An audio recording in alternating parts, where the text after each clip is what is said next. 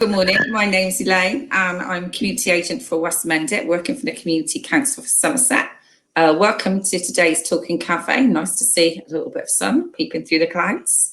And I'm very pleased today to have my guest Dave Hall from Christians Against Poverty, and he is here to talk a little bit about the work they do, and he's a debt management manager, I believe, Dave. I've got that correct?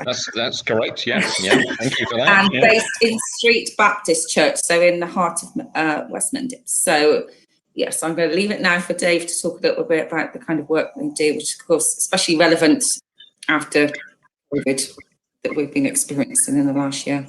So, thanks for that, Dave. I will now mute myself. Mute yourself. Pass yourself over to me. Thank you for that introduction, Elaine. So, as Elaine said, my name is Dave Hall. I work for Christians Against Poverty, which is a UK-based debt charity. We originally were based in Bradford. That's where the head office is, and now we have 300 debt centres across the UK. We've been going for about 25 years, and we help about 13,000 people a year work through all sorts of debt situations. I'm based locally, thank goodness, in Street, and I've been there for 2 years. I run the debt centre here, so technically I'm the debt centre manager. That's my wonderful title, and so I've done that for 2 years, as I said before. So it's fairly new to Street. We've been there for 2 years.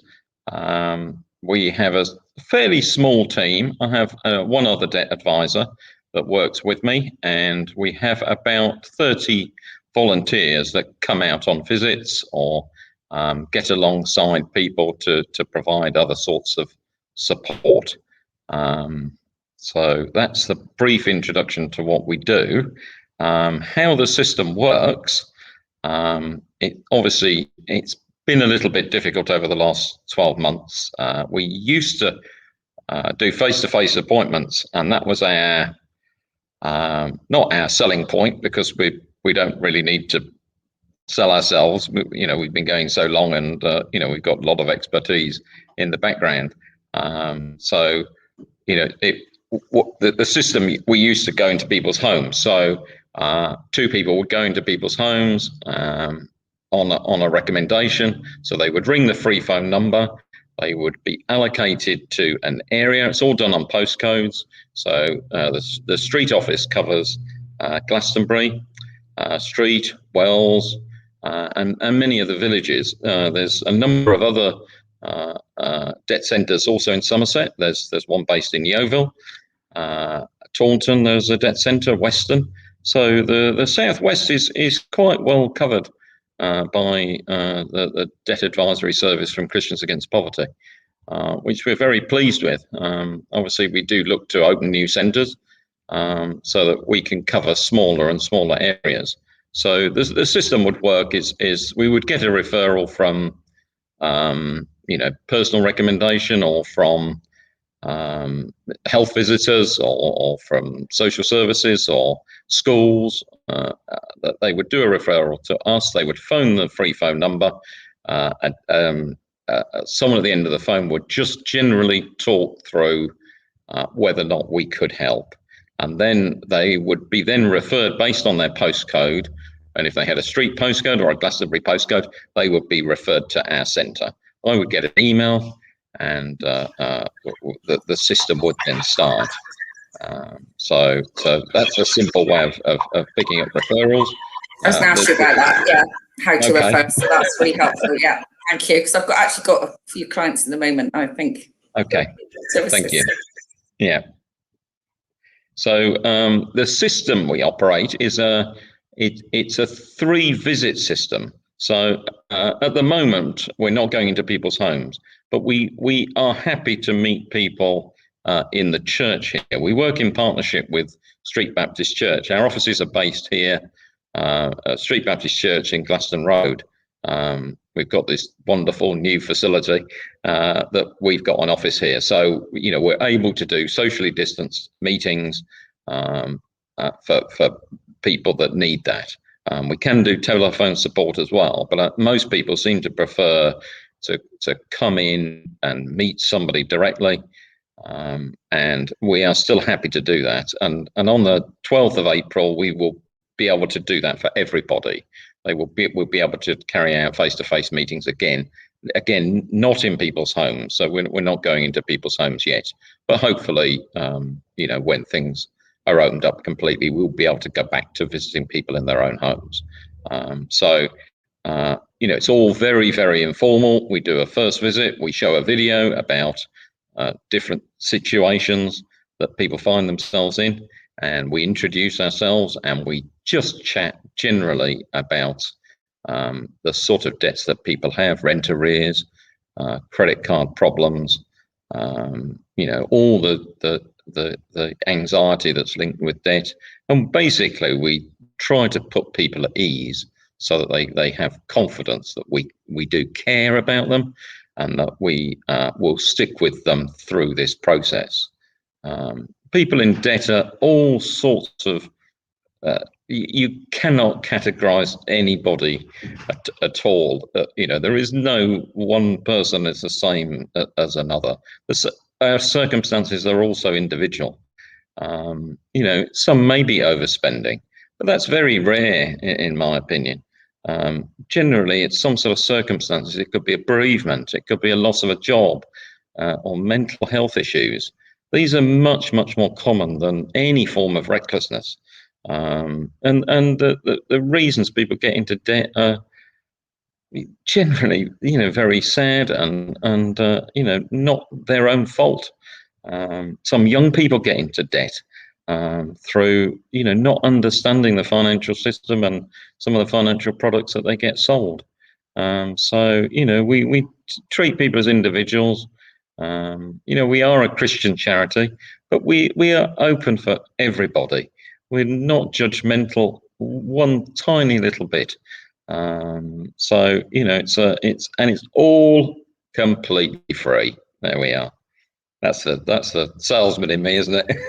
No, it is amazing. And as you said, there's so many reasons why people, as you said, do get into debt. A life cycle. So obviously, COVID's taught us that, hasn't it? In the last year, I'm imagining, the impact that that's going to have as well. Conceivable numbers might be increasing, but there are so many issues around and reasons why. It's just something that can happen in a moment, and that can normally debt builds up over many years. A small mistake, a little bit of overspending, loss of a job, or just a gap in benefits coming in, and then suddenly, I think on average, people have been in debt about 6 years before they contact us. So it's not a, people generally try really hard to manage their finances, and it is a last resort to, and it's a massive step for people to say, I need help with my finances now. It's very different work from the work I do in my day job, because I'm a chartered accountant, and so it's been quite a learning curve for me to do something different. And it's been it's been a wonderful thing to meet so many people and get involved in their lives, and some of the message we get when people have gone through one of our debt solutions, and they're on a repayment schedule over the next few years, and the pressure is lifted from them, is much better than giving tax advice, I think, sometimes. So but the system we use is we do an introductory visit, and then we just to get people at ease, let them know what paperwork we need. We help them open their post if they haven't been able to open their post, and we look for any very urgent priority debts, anything that may involve the enforcement agents, who are formerly called the bailiff. Quite often council tax is a priority, rent is always a priority.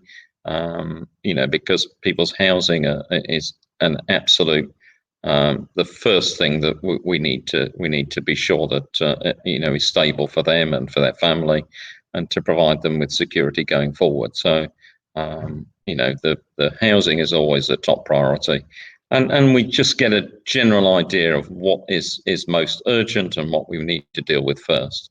The second stage is we go through the paperwork, and that is the longest stage, because obviously people don't always have the correct paperwork that we need, and we fill in an electronic fact find, we call it, and then the third stage is we produce a budget, which hopefully enables people to live within the money they've got in, and we come up with a debt solution, which may be bankruptcy in the extreme. We do DROs, we do debt repayments, and many other solutions that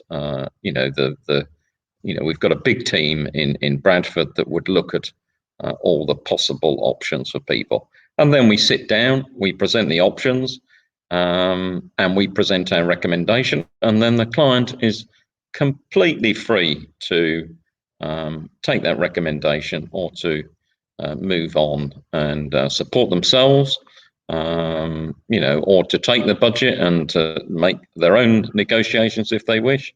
But most people like us to continue working with them and help with those negotiations. So, and we stay with people probably for an average of 3 to 4 years while we work through some sort of debt solution. So it's not a short-term process. People do need continuous support, because it isn't. The problem isn't a short-term problem, and it does take time to work through that. And people are not always ready to rush into a debt solution. They may want to take a few months to think about it, or and we're sensitive to that. We don't push people into anything at all. So yes, that's the situation we're in. COVID is quite complicated, I think, with debt. Some people have spent a lot less money, haven't they, in lockdown? They haven't gone on holiday, and they haven't spent so much money on entertaining, and none of us need any new clothes, I don't think. So there's always money for clothes. Yeah, that's me saying that. I shouldn't. I haven't got the biggest wardrobe, in street, I don't think. But so some people have been better off. And obviously universal creditors increased slightly, during that period. So that has obviously helped. But obviously we've had the furlough scheme, we've had redundancies. Lots and lots of zero-hour contracts have not been existent. The young people have not been able to get work in the way they have before, and there's been lots more mental health issues, which is often linked to debt. So we've been steadily busy during the lockdown, but over the last couple of months, I've just seen it increase. The referrals we've been getting, the numbers have just started to increase. And I think it's as I said before, debt is something that festers, and and when I was doing my training, the coaches said to me, many people in debt won't open their post. And I thought, being an accountant, everybody keeps on top of their paperwork. We all have it in piles, bank statements in order, beautifully written up, cash management systems, like us traditional accountants have, and everything. And they said, no. Some people, that when things get on top of them, they'll see a bill and they won't open it. And that is absolutely true. It has become a problem if you can't open the letters that come in. And some of these companies, the letters they keep sending, the text messages, the phone calls, the stress that it builds up in individuals, it is quite unbearable. And especially if they've got children, families, they're all affected by, debts. There we are.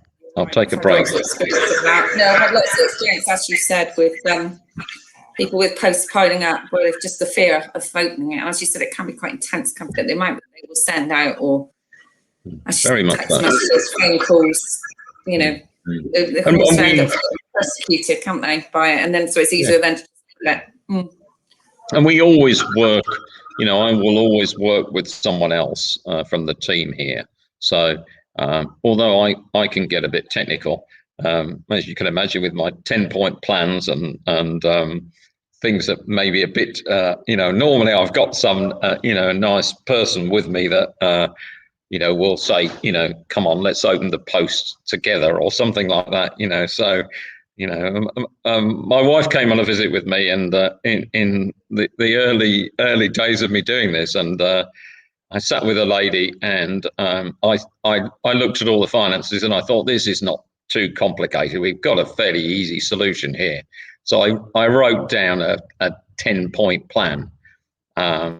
Check your PAYE code. I think you might be underclaiming on your universal credit, and it was all this sort of thing. It was check this, check that, and it was all good stuff. And I thought, well, that's not too bad. And we went back on the second visit, and to see how she was getting on with a 10-point plan, and she couldn't open any of her posts at all because of the anxiety. So it was a big learning curve for me that actually you go at the pace of the person you're helping. It's not us in control.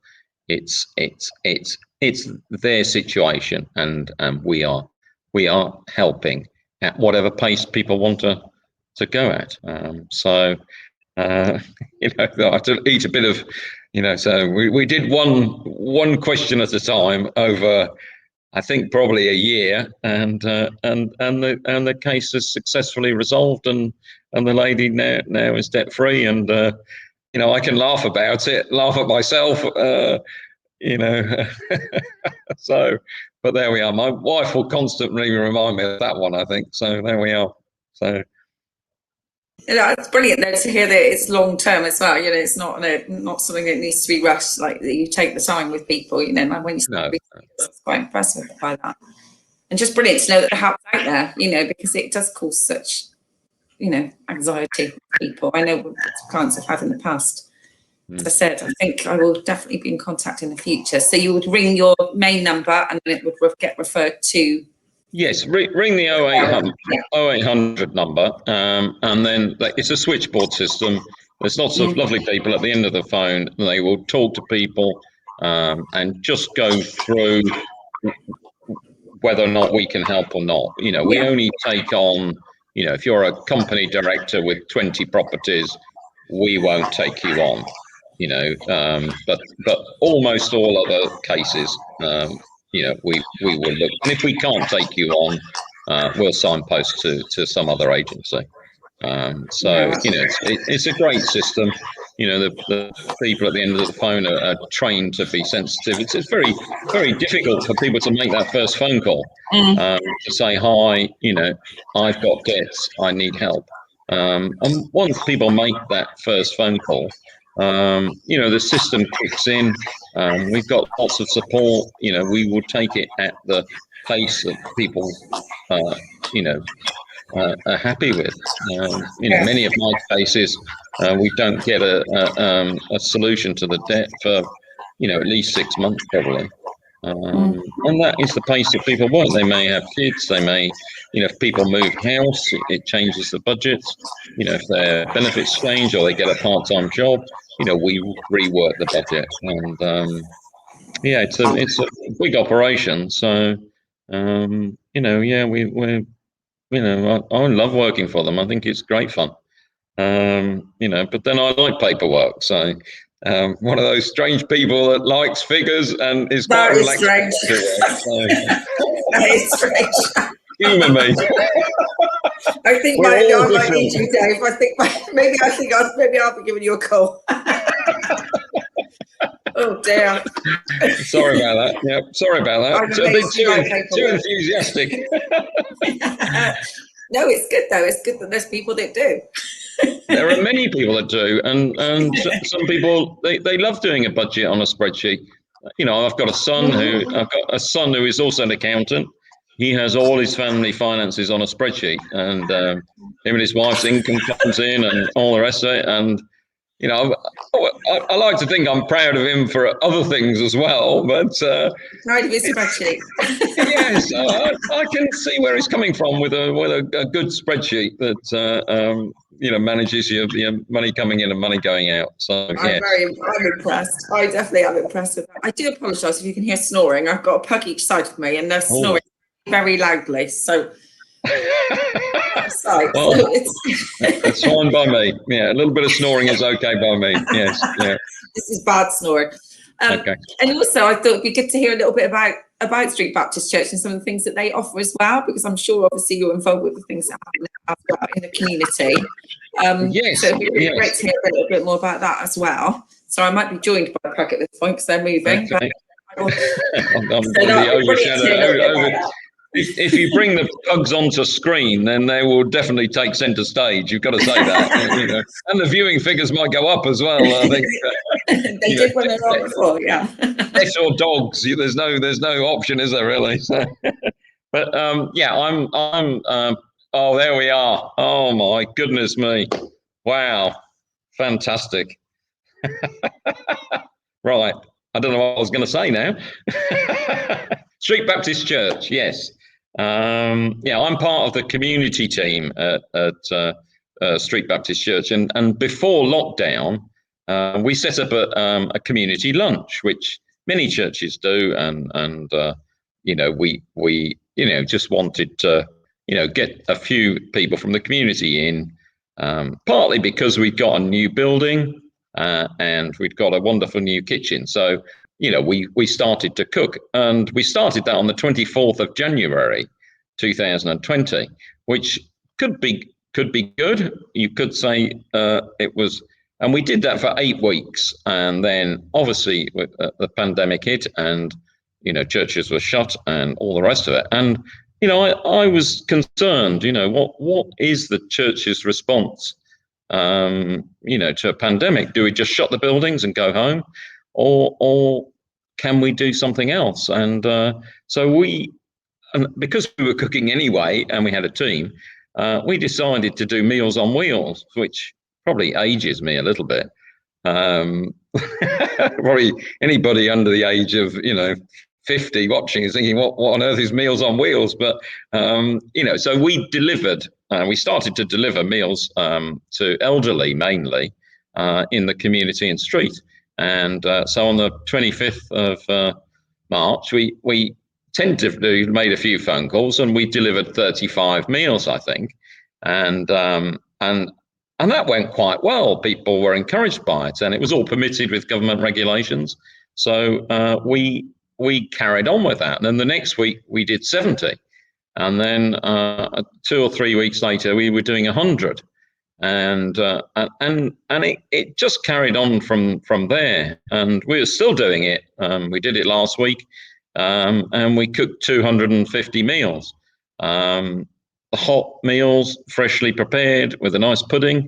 So in the last 12 months, you know, we've cooked over 10,000 meals. And they've gone out into the community. People come and collect the meals if they're local, and if they're just walking by, we are more than happy for anybody to collect a hot meal and a pudding. There's always a vegetarian option, and I'm never too sure what anybody's cooking when people ask me what is the meal this week. I have to say I used to have a guess at it, but it depends what's donated the day before normally. So, but yeah, that's been fantastic. So we've been cooking those meals. We've also we don't run a food bank, but because we're cooking so much, you know, we've sort of got a big stock of food. So we do food parcels sometimes with the meals, you know, and that has been great way to link with the debt centre. So, sometimes people contact us with debt difficulties, and it's great for me to say, oh, can I send you a few hot meals?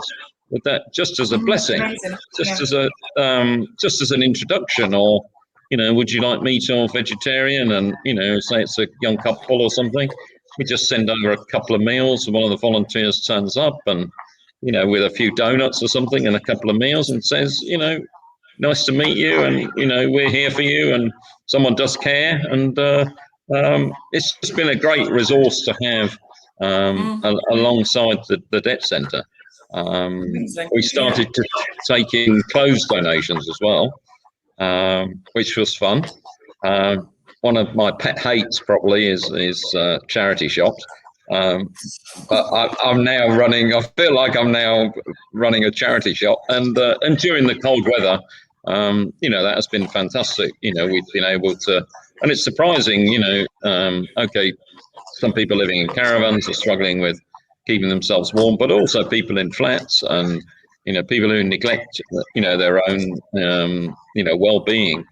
And so people come in and they pick up sometimes a full set of clothing for an older couple who just haven't gone out or haven't have struggled. So so we've got clothing and bedding here as well. So that's quite good fun. We have got showers here as well. So for some of the homeless, or we open on a couple of days to let people shower. And we do that as well. So yeah, it's been a wonderful opportunity to use the resources of Street Baptist Church in serving the community. So it's been a busy year. We've all stayed healthy, which is fantastic as well. So one of my other worries is, that we're cooking a lot of meals, and we need to. So we've kept the team fairly small cooking the meals. I've got quite a big family, so. So at one point, I had 5 members of my family in the kitchen. So, but it gave them something to do. They were furloughed. It was nice to work together as a team. We didn't need to socially distance because we were living together anyway, and we could work. It was great for the kids. I've got a 12-year-old foster son, and so he came into the kitchen and got him off his Nintendo Switch and out of home study and all the rest of it. Yeah. So that was great as well. So I can't say it's all good deeds. There's always a spin-off, and it's been great. Yeah, that's brilliant. That's brilliant. And what day is the Wednesday? What day do you produce we do 2 days. So the hot meals are prepared on a Thursday and a Friday. Thursday is Thursday evening, so we deliver them about 5 o'clock. And but the main day is Friday. They go out at lunchtime. So we try and get all the meals out by 1 o'clock on lunchtime. We have about 30 volunteers that come here to pick up meals or to cook. So it's it's quite a complex operation, but it's very tried and tested. The drivers wear gloves. They got masks. All the food is freshly prepared in tinfoil trays, in little bags. So we've been through all the health and safety and all the risk assessments. We've got a brand new kitchen, 5-star rated kitchen, which very good. I don't go in at all, thank goodness. I do peel a few carrots, to be honest, sometimes. Therapeutic. I'm not that creative in the kitchen, no. I don't think accountants are they? I don't know. That's brilliant, though. It's such a good thing to be doing, as I said, and so I'm hoping to make some referrals. And I must actually come and visit. Now we are out of lockdown. Please do. Yeah, please do. No, I'd love to do that. Yeah. We love to have visitors, and we do get asked if we take on volunteers, and the answer is yes. But we're not allowed to take on more than is essential. So in the future, we definitely look to take on more volunteers. in the kitchen and with the food preparation and everything. So, and we think we will continue to do this even after lockdown is finished, because many people still don't go out. They're still isolated. It's been, I do a delivery round on Thursday, which is quite good fun. So I do about 7, 8 deliveries. It's ever so easy, because it's the same houses every week. You know where they are. You know the people. They're pleased to see you. We always have a 10-minute chat on the 20 minutes if it's me on the front door. And it's just a nice, easy way of making contact. It's good. You might be the only person they've seen that with, haven't you? So again, it's reducing isolation. It's almost like a welfare check as well, isn't it? Yeah. So they're okay. Yeah, because we do say to the drivers, if you can't get in, we always take a phone number of either a relative or directly of the person receiving the meal, and if we're standing outside. And we try and let the drivers know, this particular person's mobility is not good. Please give them time. But we do have had various cases where we haven't been able to get in, and we've been able to talk to a neighbour and get an update. When they've gone to hospital or when they come out of hospital, and then we check to see if they're okay and do they want a meal this week. And there's quite a lot of contact, which is great. That is part of what we're doing, isn't it? Yeah. It's not all about food. Not all about food. No. It's at least all sorts of other things as well, doesn't it? No, that's absolutely brilliant. Well, thank you so much. It is a roast dinner. I'd just like to say, if anyone is listening, it is a roast dinner this week. So you might get a few more. Ring me. It's a roast dinner this week. I might be ringing you. If you haven't had a roast dinner all year, ring me. I think Mr. Carney might be phoning you. I think we've been donated. We've been donated some beef. I'm not sure it's enough. So we've been donated at least half the meat we've got donated. So we'll probably have to buy some pork and maybe some lamb to. So I can't guarantee which meat it'll be, and there's always a vegetarian option. So that's brilliant. I'm maybe gonna regret this. Oh no, that's brilliant. That's absolutely brilliant. Okay, well, thank you ever so much. That's so I'm going to say goodbye to everybody now, and thanks again to my guest Dave Hall, who's fantastic. So, brilliant to hear about your work, and also obviously Christian Escapes Poverty, and also the amazing things going on at the Baptist Church. As I said, I did watch the extensions growing over time, and it's all finished. It's all finished now, and I'm sitting in it talking to you. So it's been fantastic, and it's been a real blessing to me as a person and to my family to be able to use this building to open it up and to serve the community of Street and Glastonbury. So the building was finished in September 2019, so it was only open for 6 months. So if it hadn't have been finished, we wouldn't have been able to use it. So I have a lot of thanks to those that built it and those that planned it, and the people at the church that organised and had the vision for such a large building. Wonderful. Oh, amazing. Right. Well, thank you very much. Thank you. Thank you, Elaine. Goodbye. Bye. Take care. Bye.